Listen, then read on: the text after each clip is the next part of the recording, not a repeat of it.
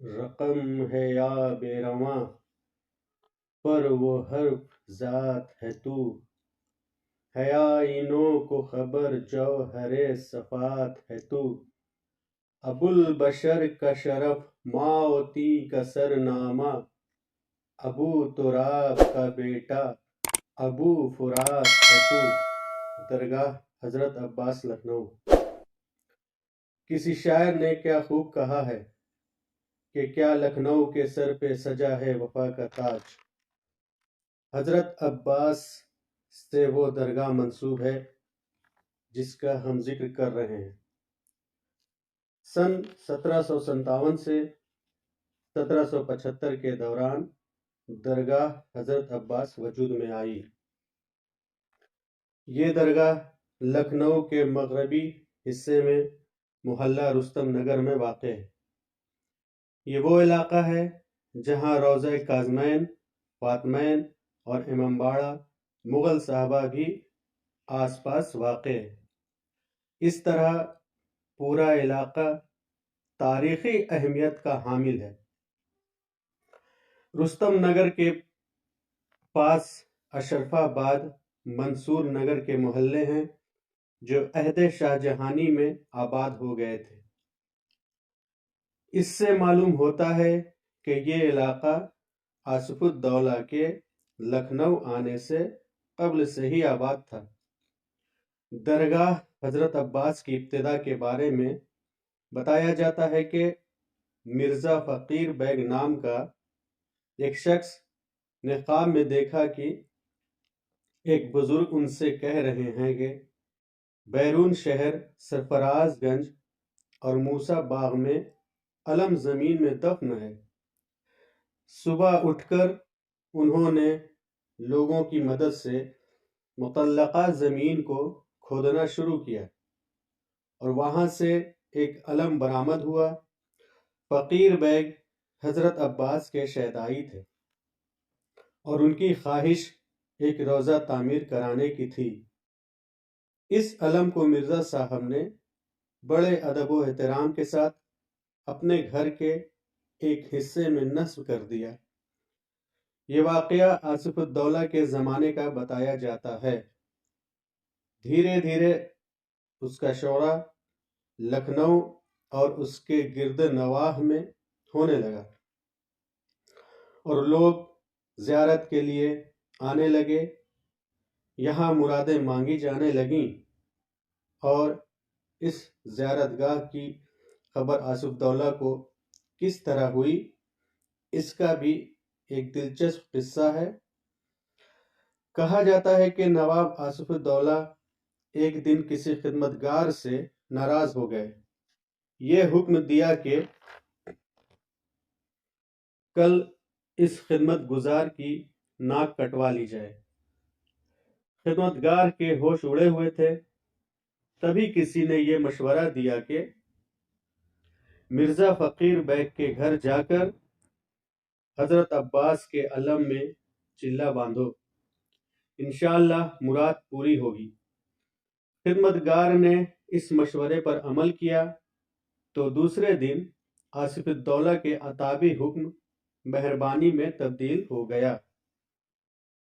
خدمتگار نے ایک دن موقع دیکھ کر اپنی مراد پوری ہونے کی سرگزشت اور اس کا پورا پس منظر نواب آصف الدولہ سے بیان کیا تو وہ خود مشتاق زیارت ہوئے۔ انہوں نے جس جگہ علم نصب تھا وہاں ایک گنبد کی تعمیر کا حکم دیا۔ اس کے حکم کے ساتھ ہی درگاہ کی تعمیر کی داغ بیل پڑ گئی۔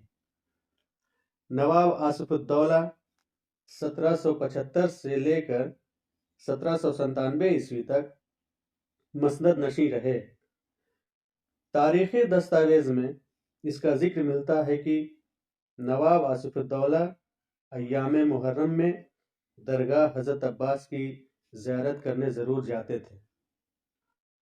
نواب آصف الدولہ کے بعد جب نواب سعادت علی خان 1798 میں سجیرائے سلطنت ہوئے تو انہوں نے 1802 عیسوی میں گنبد کی تعمیر کروائی اس پر سونا چڑھوایا اور عورتوں کے لیے زنانہ حصہ الگ کر کے درگاہ میں کچھ وسعت پیدا کی۔ درگاہ کا زنانہ حصہ آج بھی الگ ہے، تاہم مردانہ حصے میں عورت اور مرد سبھی حاضری دیتے ہیں اور مرادیں مانگتے ہیں۔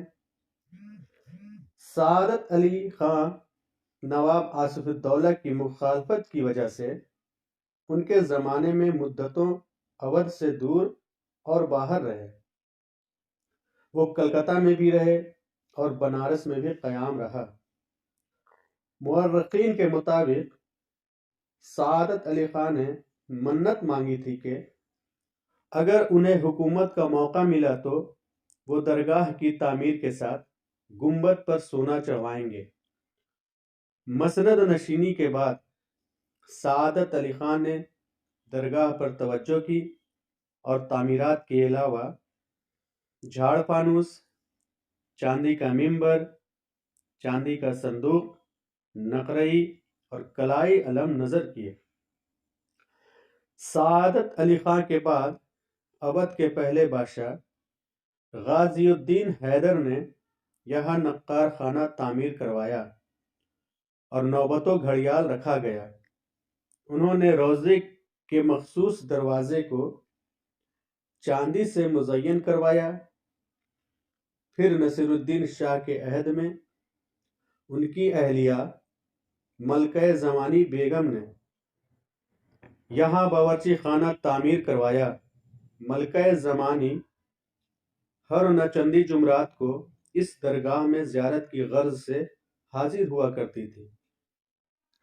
ملکہ کی طرف سے یہاں حضرت عباس کے نام سے دسترخوان ہوتا تھا، جس پر اس زمانے میں 10,000 روپے خرچ کیا جاتا تھا۔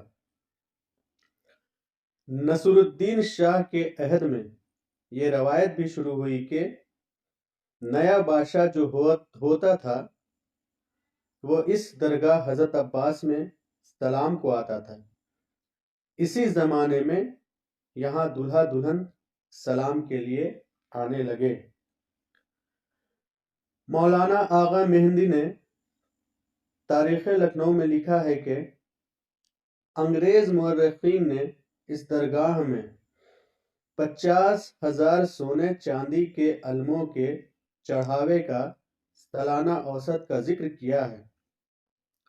وہ لکھتے ہیں کہ جب واجد علی شاہ اپنی سلطنت کھونے کے بعد لکھنؤ سے کلکتہ روانہ ہوئے تو اپنی تلوار اور کروڑوں روپے کی مالیت کا تاج اسی درگاہ میں چڑھا گئے تھے۔ 1857 کی جنگ آزادی اور لوٹ مار کے ایام میں اس درگاہ کا تقریباً سارا اثاثہ لوٹ لیا گیا۔ واجد علی شاہ کا تاج اور تلوار انگریز اڑا لے گئے۔